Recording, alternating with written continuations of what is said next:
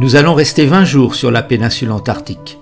La base ukrainienne Verdanski sera le point le plus au sud que nous pourrons rejoindre. Au-delà, les glaces nous bloqueraient le passage. De retour, nous patienterons sur l'île de la Déception en attendant une météo favorable pour retraverser le Drake.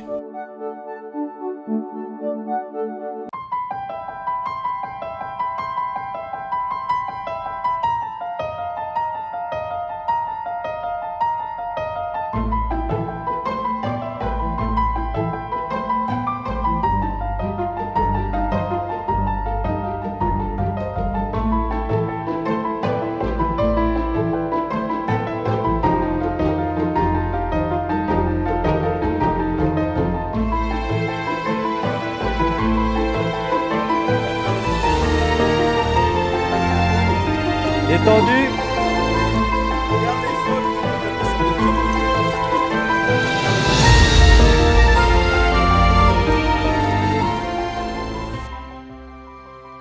Sitôt le bateau amarré, nous décidons de descendre à terre pour rendre une visite aux nombreux phoques.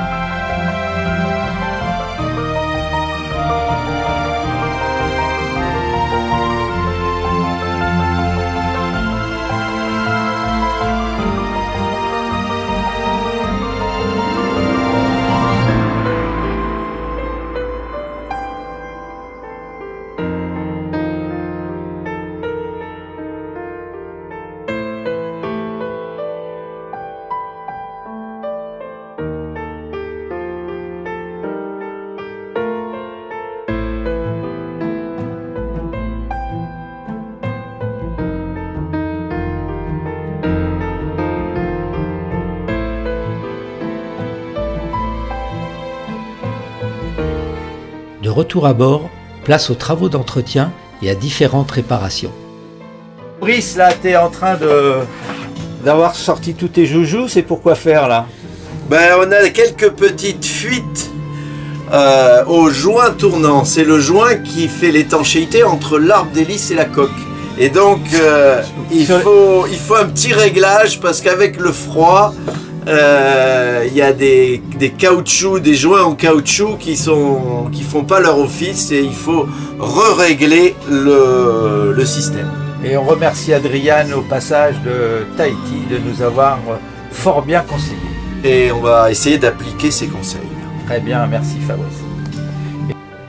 Comment ça se passe l'opération? Bien, avec la bonne clé, ça se passe mieux. Ok, Tiens, regarde. donc ça va être réparé. Oui, alors Hervé, on a vu que nos problèmes mécaniques moteurs étaient quasi résolus avec le chef mécano. Tu as d'autres soucis?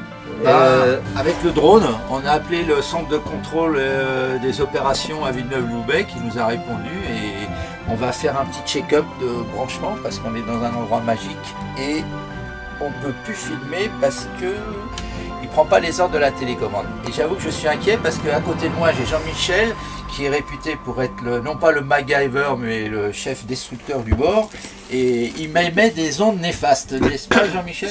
C'était une bestiole très intéressante et qu'on va essayer de comparer à la nature et notamment aux phoques de Weddell qui à proximité de nous brament et rotent bruyamment, ce que nous voudrions filmer sans les odeurs malheureusement, mais on compte bien mettre un reniflard également aussi à bord du drone.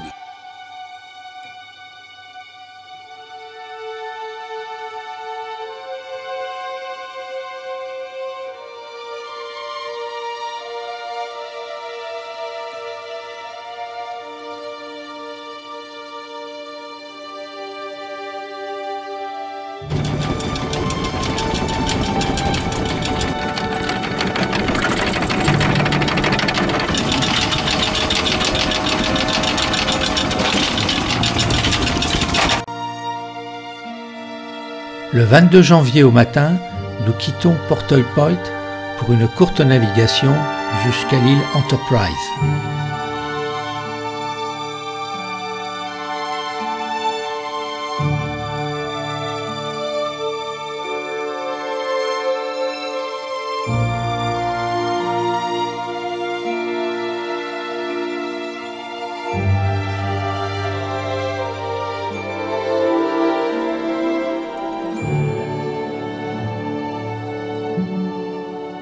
Nous nous approchons de l'île Enterprise.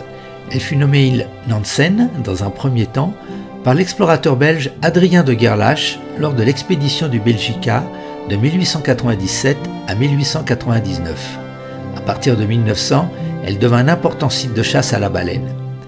Nous allons nous amarrer à l'épave du Gouverneur. En 1916, suite à un incendie, le capitaine de ce baleinier préféra échouer son navire pour préserver sa cargaison et son équipage. C'est devenu depuis un mouillage sûr pour les voiliers.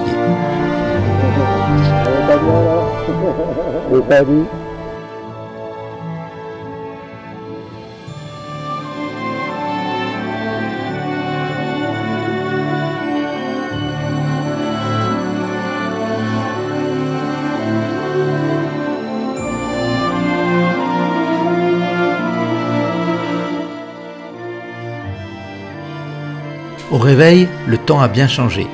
Nous quittons cependant Enterprise par le passage Plata pour une première destination, l'île d'Anko. Navigation dans le Plata Passage, on a quitté Enterprise et on descend vers le sud. La météo n'est pas exceptionnelle, temps bouché, mais paysage toujours magnifique.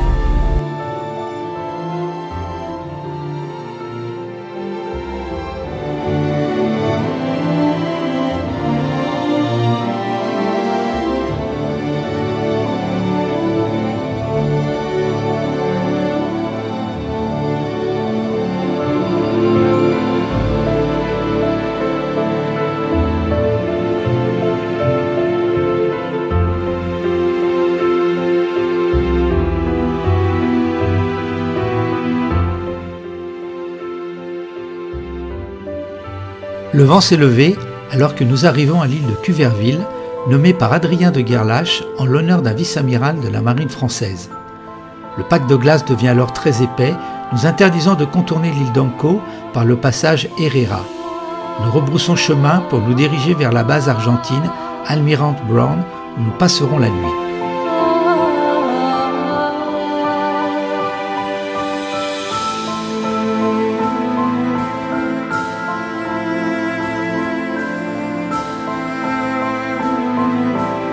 Nous passons devant la base chilienne qui nous annonce un coup de vent de nord et bientôt nous pénétrons dans la baie de la base argentine. Le mouillage est exposé par vent de nord et nous prenons nos précautions. Deux amarres en V viennent soulager notre ancre. Nous sommes en janvier, l'équivalent de notre mois d'août dans l'hémisphère nord, et il ne fait pas très beau.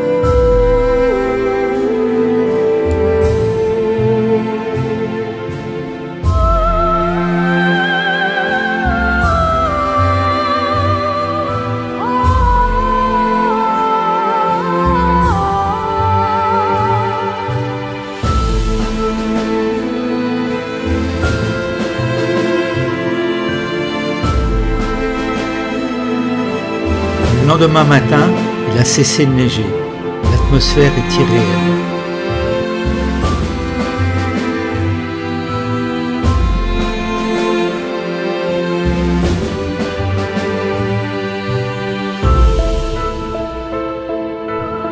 Il est désormais temps de continuer notre progression vers le sud.